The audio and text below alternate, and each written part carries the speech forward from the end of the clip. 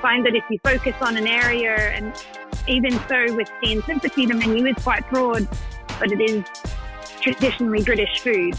So it is our focus.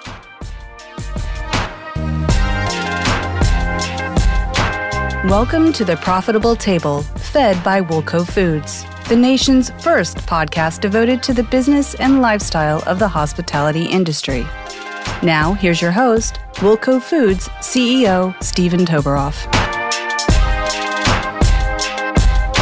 Hello, everyone, and welcome to another episode of The Profitable Table, fed by Wilco Foods. I am your host, Stephen Toberoff, and today I have a guest that's going to be such a joy for me, and I'm sure for you as well, for a lot of reasons.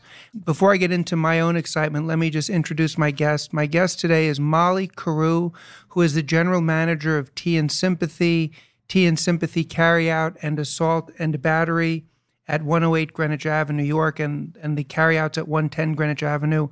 We've got so much to discuss, but first off, I just want to say, Molly, thank you so much for taking the time to speak with me today. No worries. So the reason that I'm excited, among many reasons, is this is sort of a walk down memory lane for me because Tea and Sympathy opened in 1991, very close to where we used to be located at Wilco. And I have a very cool story to share. But before I get into that, for our audience that's not familiar with Tea and Sympathy, could you just tell us a little bit about what Tea and Sympathy is and how you got involved with them? So Tea and Sympathy has been here on Greenwich Avenue for just gone 31 years. Nikki Perry, our wonderful owner here, opened up Tea and Sympathy on December 23rd, 1990, because she couldn't find a good proper cup of tea in the city. And that pretty much stemmed from there. So we bake all of our cake fresh on the premises every day. I think we're most sort of sought after for our afternoon tea, which comes on the 3-tiered stand. Everything is very categorically British here, even though I am not. I'm what they call a token convict, being Australian. But we've been here a very long time now. Not much of the menu has changed. Our tea selections haven't really changed in that time. Nothing is not consistent. And yeah. What's so cool for me is for many years, we had an employee at Wilco named Tim Hassel, who was a great world-class runner, actually, and a wonderful person, worked for us for many, many years, and he was English, wound up staying in America by an odd twist of fate. But I remember every once in a while he would bring back some treats to the office that were traditionally British, and it was always a great treat and a great surprise because in 1991, I had not actually been to London yet. I subsequently have been a few times and have great memories of it. Now, when you opened up, and then this is sort of going back to the history, but I think it's important because one, 31 years is phenomenal, and two, Tea and Sympathy, it really is a niche in the sense that, as you say on your website, it's British comfort food. When the idea came to Mickey, was the location in Greenwich Village something that was there by design, or did it just sort of happen by chance because it was where she was living? Was there any sort of design or intention in having the store open in the West Village, or was that just one circumstance that was unrelated to the concept of Tea and Sympathy? From my memory, there was actually a clock store in the location at 108 Greenwich that she was just obsessed with, and she thought that it would just be a nice quaint little space for a restaurant, and so she did have her eye on the space specifically to put her little tea shop in for quite a while, and then it came up for rent and she was able to jump on it. And so great. As they say, they're still here. It's such a great institution in the West Village. I've had on a few other prior guests, Bonsignor and Art Bar, and core components of the West Village neighborhood. Would you say that a lot of your clients are people who love the ability to have sort of an authentic taste from home, if you will, and they're English? Or do you feel that a lot of your clientele are people that have been introduced to some of these comfort foods that they may not have been aware of? What would you say the breakdown is of people that frequent Tea and Sympathy and your restaurant, Assault and Battery? I'd say that maybe 20% of our tables are only American, and the rest are made up of, there'll be one British or Irish or Commonwealth sitting there and explaining the menu to the rest of the table or explaining what their favorite things are. So it's like a place that you can bring someone if you're living here, if you're traveling here or meeting up with people here and be like, this is what it's like where I'm from, or like, this was what I used to make, or like, I had this cake when I had my 3rd birthday party or something like that. And it gives people an opportunity to sort of share what is part of their family tradition, or which Americans loving Thanksgiving and Christmas and Hanukkah and things are very, love a good tradition, Americans, and that's something that we do too. But more of our tradition is making sure you have a good proper cup of tea every day, at least one. Absolutely. I think that being in New York, there are a lot of expats here, and a lot of people that have maybe worked abroad in the UK, or they've married someone that's from abroad, and so they come here on their anniversaries and things like that. We've had over 30 staff members over the years actually meet their significant other here in the restaurant, many of whom actually got married in the restaurant as well. It's for people to come and meet and share and make memories, and I feel very fortunate to be part of something, an institution like that. I think one of the things that's interesting that I'd sort of love to get your thoughts on is I remember I moved back to New York from Chicago in 1992 and lived in the West Village. Even though our Woolco was on Gansevoort Street, I lived on Horatio Street for many years. Not a far walk. Yes. It was an easy commute. And the West Village was such a great neighborhood back then. And I'm so happy to see that so many of the places that I used to frequent or used to walk past are still there. Do you feel that the change that's occurred, and all neighborhoods are always changing in New York, but do you feel that the clientele that you're getting at Tea and Sympathy are people that really go there because it's a destination spot and they know that they're going to have an opportunity to get cuisine and tea and other things that they can't get anywhere? Or do you think that there's been any change in terms of the people in the neighborhood perhaps coming in more frequently? Have you noticed any of those dynamics over your time as general manager? I think that the hospital, I think it was St. Luke's, that was around the corner. When that closed, I know that I wasn't working here then, but Nikki and Sean did experience a huge loss of foot traffic because there was some 5,000 employees in and out of that building every single day, or 5,000 people in and out of the building every day. So that obviously being between different train, subway lines and things, like you got less people walking along the street. We also saw a change when the Google building that's over on 9th Avenue and 16th Street, they actually implemented a catering facility within their building. So we had less and less people coming from that sort of area to come in for lunch or grab a sandwich on the go, or just phone in an order and pick up their hot pie for their afternoon or things like that.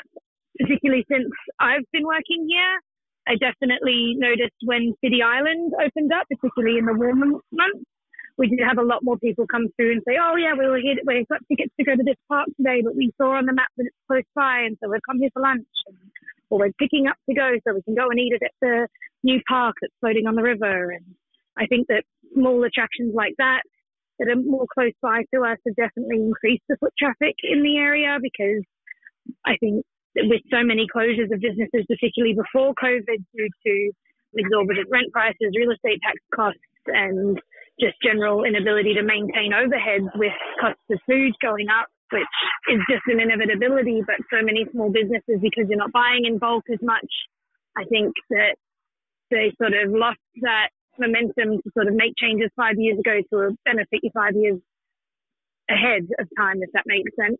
But we were very fortunate that during the changes before COVID, we were able to work with some of our amazing landlords to figure out and coordinate things that would work a little bit better for us and them as our business partners, essentially, owning the buildings. And all of the changes that the city faces pretty consistently, we are seeing more businesses come into the neighborhood and open up. And that's really exciting to see, because the more that's open around us, the better it is for us.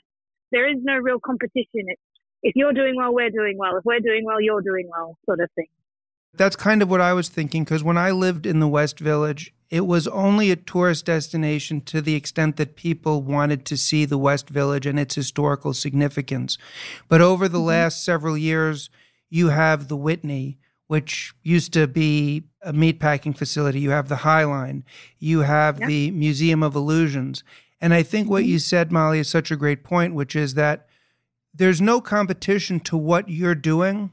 So the more foot traffic or people who come to the area, the better it is. And Gansevoort Street itself and that whole area has been transformed into something quite different than what it was. So that's very cool. I know you have a lot of product and even packaged goods that are unique to traditional British cuisine. Do you do a lot of shipping locally or even nationally of any of your items, notwithstanding the food? So our shop, which is at 110 Greenwich Avenue, which is next to Tea and Sympathy, is called Carew Tea and Sympathy, and it's actually a British grocery store. And we ship all of the items available in the store through our website. We have nationwide shipping available, so we actually were able to pivot our business a little bit when we did close the restaurant for those first few months of COVID, which was a blessing to us to be able to maintain some stock turnover, especially with some of the other importers and things as well, as they were really feeling lockdown with COVID affecting not just America, but the world. So we absolutely do a lot of shipping nationwide, particularly around Christmas. Our Easter eggs are set to come in next month for Easter, which will be very exciting. We don't have any American chocolate or tea or anything in our shop. It's all imported through England and Ireland. We do local deliveries. If you aren't inside our delivery radius, just give us a call and we'll try and coordinate the delivery for you. Yeah, we do all of our deliveries in-house. Our boys are amazing. We have had staff here that have worked in the shop come up 20 years. Our head chefs have been here over 30 years. It's certainly a unique space to be a part of, that's for sure. When I was in London, I had a friend whose family lived in St. John's Wood, but we went to the countryside in Canterbury, and I had fish and chips there, and it was the most delicious fish and chips I'd ever had, and it was unlike anything I'd had in America. So my question is, with the salt and battery, do you find people coming in and saying, wow, this is incredible? Because a lot of restaurants will have that on the menu, particularly if it's a bar or something like that. But there's something about the traditional British way of doing it that is unique. At least that was my experience as an American. Do you find that when people come into a salt and battery, or is it just that a lot of people who are coming in are, as you said, 80% British and they know what they're looking for, so it has to really reflect what they've remembered, so to speak? Every now and then we'll get someone in that's like, oh, in my part of town, this is how we do it, but I see how you guys do it. It's a little bit more like London, or like we have curry sauce, which is a very Irish dish to serve with your fish and chips or battered sausage. I'd say that we've been very consistent with our products over the last 21 or so, 22 years coming up. I think the consistency that you know you're going to get good fish and chips, it's one of the only places where that's all we serve. What we focus on, we maintain the quality and the integrity of the dish, because sometimes you go to these pubs and there's like, you can get like 25 different things on their menu, and it's like, hang on, how are they doing all of this well? I find that if you focus on an area, and even so with Tea and Sympathy, the menu is quite broad, but it is traditionally British food, so it is our focus. It's not, you can't come in and get some noodle dish and then pasta and then a curry and then fish and chips as well. It is much more specific to the cuisine and to the tradition of English food, which is comfort food, and fish and chips is, again, comfort food, great for a hangover. Recommend getting an orange Lucozade if you're feeling that after the holidays. But yeah, Sean will attest to when we've been getting these suggestions, and I've been thinking about opening a fish and chip shop, and he and Nikki were sitting there one day, and she goes, oh, right, well, what would we call it? He was like, yeah, but what would we call it? And she comes out with a salt and battery, and he's like, oh, damn, now we have to do it. I know, it's a great name. It is. It certainly runs off the tongue quite well. But when Sean and Nikki did open Chippy, he was actually FedExing back and forth Edward Piper potatoes and different types of potatoes that are traditionally used in English fish and chip shops. He was actually having them tested to see their water content and their cook rate and everything like that, so that we could try and actually create the most traditional form of fish and chips here in the US, which, if anyone's ever traveled anywhere or you're from somewhere else, if you go to the South, you get really good Southern food, but then you come up here and it's like, oh, it's a bit different, it's this, it's that. And that's the same with our product. It's fairly consistent to the best of our ability to maintain the accuracy of the product. What I was thinking also, because just listening to what you're saying, which is true, we have a lot of listeners that are not from the New York City area. And one of the things about New York City, which is very cool, is you do have a lot of different restaurants that cover pretty much all different types of cuisine. That being said, however, it's very difficult to find. For example, we're talking about fish and chips here. There's tons of places who serve them. There's probably nowhere in New York City that serves them the way that you guys do, which would be the same experience one might get in Canterbury in England. And I think that that's what's so cool, because out of 100 French restaurants, let's just use that in New York City, maybe only 5 of them are what would be something that if you were in Marseille or Paris or somewhere you would get. So let me ask you this question, and I don't think it's fair, having spent a decent amount of time in England. There's a lot of great stuff that I like to eat. British cuisine doesn't get the same level of notoriety as, say, French or Italian. What would you say is one item that's a traditional British item that when somebody who is not from England comes in and tries, like, wow, I didn't even know this existed, or I didn't even know that this would be so great, that really makes people a fan of English cuisine, or something that they try that they're like, wow, this is awesome and something I'd never experienced before? So I think the most common item from our menu that just comes to mind right off the bat is our scones. So Americans also have scones. It's a sweet dish, or you can make them savory as well, but we serve just classic traditional cream tea scones with clotted cream and jam. You can choose raspberry or strawberry jam in the restaurant. We occasionally have Nikki's homemade marmalade as well, which is delicious to add into the mix. But scones typically in America are quite large. They're full of butter. Ours are not. The way that we traditionally bake scones is with cream. It's a very simple recipe. We actually sell our scone mix now through the shop so that people can make them at home, which is fantastic. During that lockdown, we had regulars going, oh, I'm just craving scones. I just desperately want scones. It was like, well, you can have them at home. All you need to do is add heavy cream. And so we had all these photos of locals and regulars from all over the country baking our scones at home with their families. And that was a lovely thing to see. And it was very heartwarming that we were able to sort of be in someone else's kitchen for a moment during this time that was particularly trying on everybody, emotionally, physically, financially. But yeah, the one thing that people come in, they're like, your scones are just incredible and it's the same every single time. And it's like, yep, you don't mess with a recipe that's good every time. You don't need to add anything. You don't need to take anything away. It's just a consistent, delicious treat.